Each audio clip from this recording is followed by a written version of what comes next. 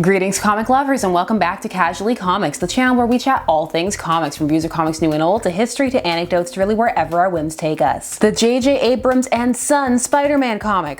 Oh, they thought I forgot. There were delays, multiple huge delays that started even before COVID. Issue 3 of this came out all the way back in December, and lockdowns weren't a big thing in North America until March, so don't ever let them try and trick you. Not that they are. There are tons of articles about when the delays started. Still, the wool cannot be pulled over my eyes. An elephant never forgets. I've been waiting. But in all honesty, I did actually briefly forget. But then I was transferring files, backing them up, and then I saw some of the old thumbnails for these videos, and I was like, right, the J.J Abrams Spider-Man comic. I know that they say it's Henry Abrams's, but I mean, everybody just calls it J.J.'s. This comic was supposed to sell 1 million copies and be a big deal because Abrams, like 1 million per issue. That's really lofty. Come on now. I did have to go back and reread the past issues because it had been that long. I remembered the basics, but I needed some specifics, specifically the backstory of Cadaverous. I mean, I would never forget Ito Fey, or man bun Tony Stark, lover of pineapples on pizza, or Keanu Reeves beard having Peter Parker with a hook for a hand. We did the last issue of this so long ago on my channel that I hadn't established my nerdy Peter Parker voice yet. It's just a different dimension. I'm scared. But it's okay, we're all in this together.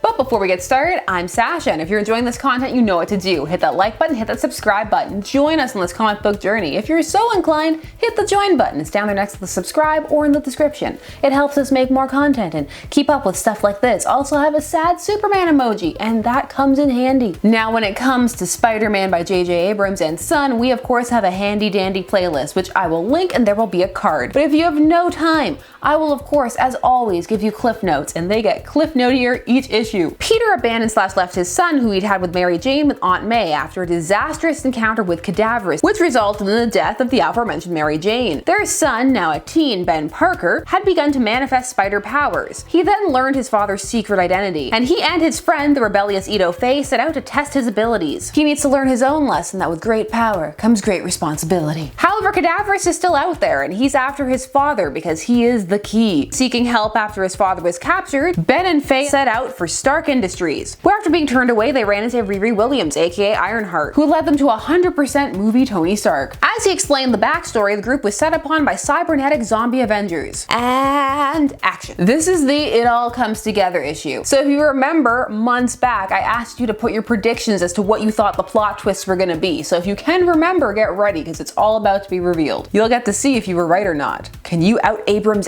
The cover features a memoriam to Chadwick Boseman over at the top, which no snark for that, RIP. The cover art itself is fine, nothing crazy. Ben Parker is Spider-Man fighting a giant spider. It's just middle of the road cover fare. Not the best, not the worst. Spider-Man doing spider things. Can he swing from a thread? Yes, he can. Inside we have another memorial page, this one to Joe Sinnott, and it details his place in the industry and showcases some of his art. Also no snark for this page, RIP. Once I get into the comic, I will snark. There is a time and a place. The comic opens really abruptly on a detail that you need to remember from the 3rd issue, because it opens on scientist Minka, who was one of the scientists Stark explained was working on a radiobiological medicine called the Key. They were using it to try and save people. This key had been developed with the blood of one Richard Parker, Ben's grandfather, because of course it was his blood. So the secret to perfecting the key must be contained in Peter, or Ben. Of the 2 scientists on the project, Minka died, and it is Ivan who has become Cadaverous. Minka was killed by their test subjects, by the way, so the key really did not work. You'll be glad I caught you up, because first panel is an alive, horrified Minka. It had legit been so long, I was like, MJ? But then it was Minka. It would have been equally predictable, but slightly more exciting if it was MJ. I brought you back. I did it all for you. Listen, the menace has been gone since he ate that hot dog off of his finger. With a tragic backstory, it's just non-existent. Cadaverous has spent years experimenting so that he can bring her back. But of course, it's gone wrong. As mentioned by Tony when he was explaining their backstory, the experiments never worked. The people always came back incorrect, angry, murderous. That's how she died in the first place. Tell me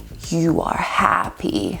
No, something feels wrong. under my skin, behind my eyes. So I was trying to figure out, why is this going wrong? Is it going wrong because it always goes wrong, as it was mentioned before? The trope of, we should never have played God. Is it because she was dead when this was done to her and not dying like the other subjects? Or is it because we used Peter's blood? It turned out to be the last one, but I also realized at that point that I was spending way too much time thinking about these details. I mean, we have cybernetic Avengers to enjoy. Stark!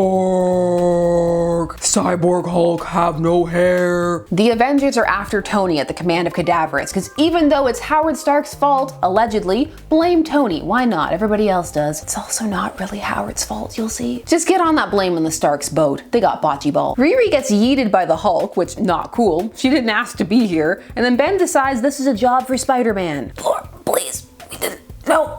We thought he died. We did. Of course they're fighting under the memorial statues. Why even have them if they're not going to serve as a set piece for a fight? We interrupt this battle to let you know just exactly how old Ben and Ito Faye are. Faye, I'm 15. I'm not 16 like you, okay? I'm barely growing armpit hair. How am I supposed to know what to do? What a natural bit of dialogue. I say things like that every day to people. Why, just earlier today, I'm 30, not 31 like you. How am I supposed to know what we're gonna have for dinner? You know what's actually cool? The art. Look at Minka as she mutates. It transitions really well and it's actually horrific. Tell me, Ivan, what did you do? So the key that Ivan used wasn't pure, because their research was shut down by Howard Stark after she was killed by their test subjects, which honestly fair. At that point, their research was confiscated by S.H.I.E.L.D. At that point, most of it was destroyed, all except for one bit contained inside a spider. Guess which spider that was? The spider that bit Peter, because of course it was. Cadaverous also only guessed that there was a connection to Spider-Man, and I'm starting to understand why their project was failing. That was why he was battling him on the bridge, but instead of getting all of Peter, he ended up just getting a blood sample and also killing Mary Jane. I swear, MJ better end up mattering in issue 5 like it was actually her blood that he grabbed or something, because otherwise she was just opening Kill Girl, and MJ deserves better than that. I do not have any more room inside my fridge. Rhodey is already in there. He's been there since Civil War II. So back to our plot. He brought Minka back with an impure key that is Peter's blood, because only she can complete the purification process. Now, because of the spider DNA, that's what's causing her to mutate so much. She needs to get rid of it so that she won't be a horrible spider person. But she's experiencing the side effects that Tony mentioned, the murderous rage. So she grabs Peter, who despite everything has a quip ready. This is a bit awkward. I'm very naked. Like I said, it's before the nerdy voice. I'm not gonna change it up. We gotta have continuity, consistency. Delays be damned. I feel like I'd like this quip better if everybody in this comic didn't talk this way, because it is Peter's personality to sass at every opportunity. But when everybody is sassy, no one is. So there isn't enough blood left in Peter for Minka to do what she needs, so she needs to get Ben. Also, why is Faye getting in on this? What can she contribute? She's a graffiti artist. This is a cyborg zombie fight. Now somehow Riri survived getting yeeted, which good for her, and she returns in her Ironheart costume to join the fight. Ben webs up the Hulk, and Faye, aka the Marker, which I will never not misread as the Maker at first glance, defeats Black Widow with spray paint. That gets her to stand still, and then she's crushed by the power of the memorial that is her own face. How low tier are these cadaverous creations? I'm judging. By the way, at this point, Minka is fully a terrifying spider, complete with webbing, which she uses to shut down a bridge and hold Peter hostage to lure Ben out. Itsy bitsy Spider-Man, I have your daddy. Again, with daddy, it's not a menacing word, even if you have mutated into a horrific spider. Also, somehow everybody instantly knows it's Minka, because I guess they're following the Abrams logic of who else could it be. We've only introduced so many characters, it has to be her. Ben decides he has to go because it's the right thing to do. Hey there, Spider-Man. If you want your daddy, all you need to do is ask.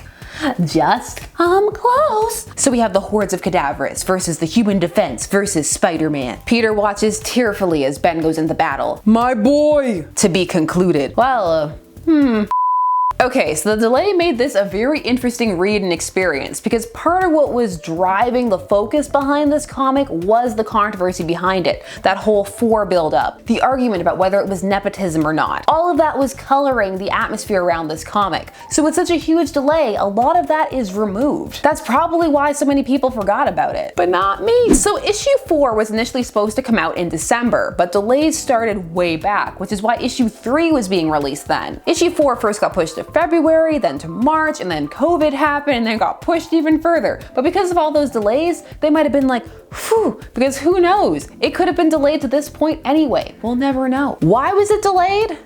People have been pretty tight-lipped about it. Everything I found has just been notes that it has been delayed, but not why. There were rumors that it was because of a nepotism case, but at the time of this recording, we don't really truly know. That means we get to play the internet's favorite game, create your own theory. Go on, the more outlandish the better. I'll start. Ito Faye was a real person and she was threatening to sue because of the use of her likeness. As for this issue, it continues to be what the rest of this comic has been. Fine. And extremely cliche. This story so far has not met a trope it doesn't like, which for some is part of the enjoyment. This story feels familiar and it's following its beats adequately. And depending upon how familiar you are with all these plot points and twists, it can be genuinely exciting. If this is a jumping on point, which for some people it has been, it can be a fun one and an introduction to these characters that is gentle and it may make you want to seek them out more. It has some fun concepts, the zombie cyborg Avengers for example. But if you've read a lot of Spider-Man, then a lot of this may feel very familiar. Too familiar as a matter of fact. Also, the pacing at this point has really started to come off the rails. It's starting to feel really rushed. That info dump of Cadaverous' backstory just happened last issue in issue 3,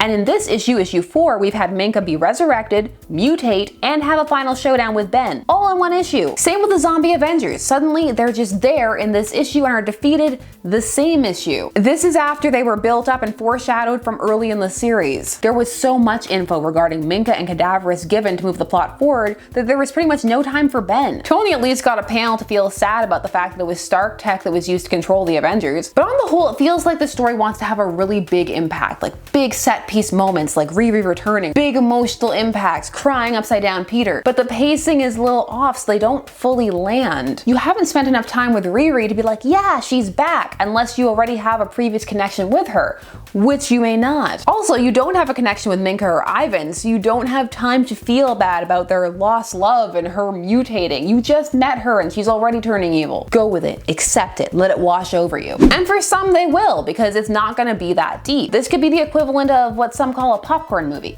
I call it that too, and I like them. This comic isn't doing anything wrong per se, but it's not living up to the promise it wrote in on, which was that it was gonna be amazing and change everything, change lives. It must be stated, because a big to-do was made about this comic and liking it or not liking it, that whether you do or don't doesn't make you a better or worse fan. It just makes you like anybody else, a person with an opinion. And you're gonna come to it for a variety of different reasons. For me, I've seen a lot of these beats that are put forward in the story done better in other Spidey comics that I've read. But some of the art is truly evocative, and the parts of the story focusing on Ben and Peter ring true. But with only one issue left, I'm wondering how everything can be wrapped up satisfactorily. Which you never know, I could be blown away. I enjoy being blown away. Wow, not like that, figuratively. But those are just my thoughts. What are yours? Are you one of those people who's really enjoying this comic? If so, I want to hear from you and I want you to let me know why. Because that's what comics are about. Having fun and changing your hair. Did the plot go where you were expecting it to? Especially asking those who have been here since the beginning. Why do you think it was delayed? Just share all your thoughts on that and more down below. While you're down there, please do all the YouTube things. Like, share, comment, subscribe, and hit that bell notification so that you never miss a vid. Thanks so much for taking some time out of your day to spend it discussing comics with me. I always appreciate it, and I'll see you again soon. Bye-bye.